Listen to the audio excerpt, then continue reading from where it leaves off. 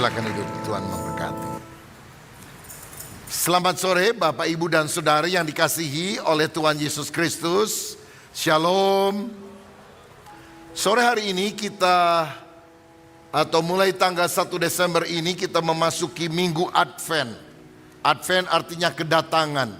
Jadi selama 4 minggu kita berada pada Minggu Advent menantikan kedatangan Kristus yang lahir pada hari Natal. Sehingga kita harus mempersiapkan diri supaya Natal tidak hanya menjadi sebuah acara ritual tahunan, tapi benar-benar mengubah hidup kita menjadi baru. Karena itu saya mau sampaikan bahwa mulai besok sampai tanggal 31 Desember, acara doa pagi yang biasanya diadakan setiap Senin sampai Sabtu di YouTube GBI Battle akan mengambil tema Christmas Lessons, pelajaran rohani yang akan membekali kita sampai pada hari Natal, bahkan sampai pada akhir tahun.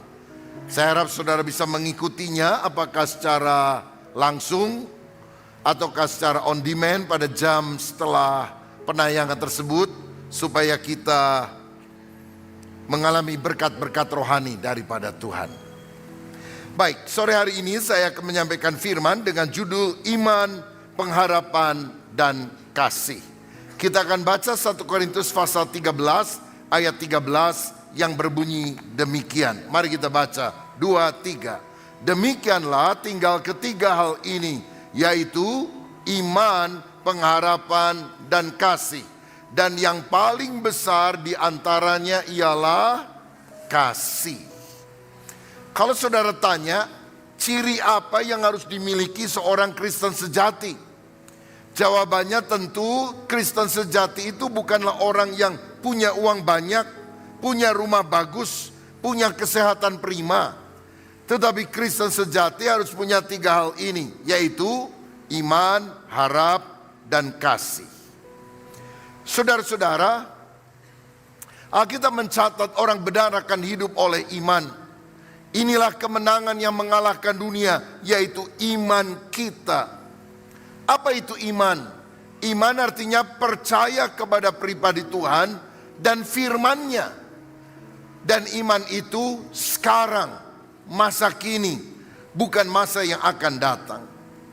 Saudara-saudara, ada yang bilang iman itu sama dengan mengaminkan firman. Jadi apa saja yang Alkitab katakan, yang kita yakini, kita berkata amin. Iman artinya mengaminkan firman. Kalau Alkitab berkata, aku mengasihi engkau, aku memberkati engkau, kita berkata amin.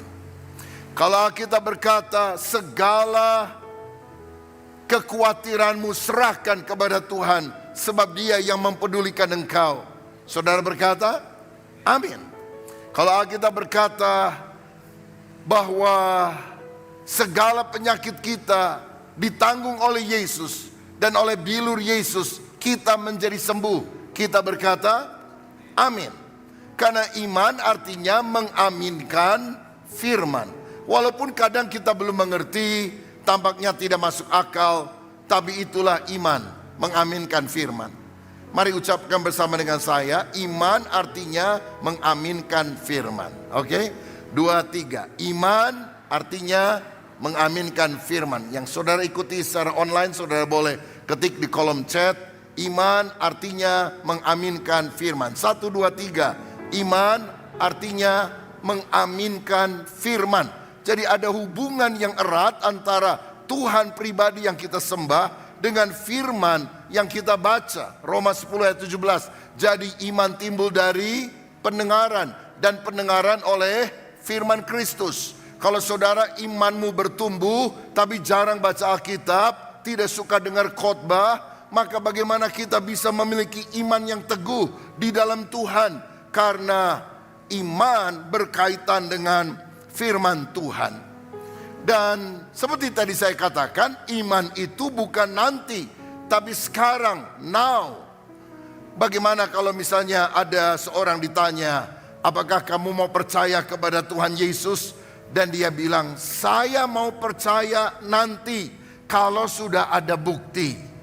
Saya baru mau percaya nanti kalau setelah doa saya dikabulkan Tuhan. Kira-kira iman atau bukan?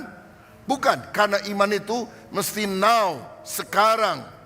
Saudara-saudara, bahkan orang yang beriman adalah orang yang tetap percaya walaupun dia belum mendapatkan bukti atau mujizat.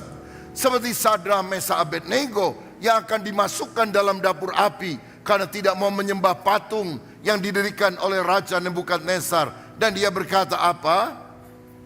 Aku percaya Tuhan bisa menolong aku, tapi seandainya tidak, aku tetap akan setia dan percaya kepada Tuhan.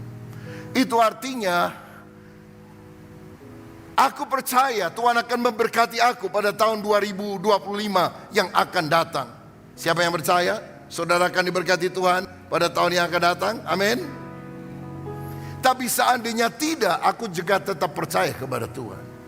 Aku percaya Engkau akan menyembuhkan penyakitku. Tapi seandainya tidak, aku juga tetap percaya kepada Tuhan. Iman yang besar sanggup memindahkan gunung. Tapi iman yang benar tetap percaya walaupun gunungnya tidak pindah. Saudara-saudara, itulah iman yang kita harus miliki. Pengharapan adalah percaya akan janji Tuhan yang berkaitan dengan masa depan. Dan karena pengharapan itulah kita bertahan di tengah kesulitan.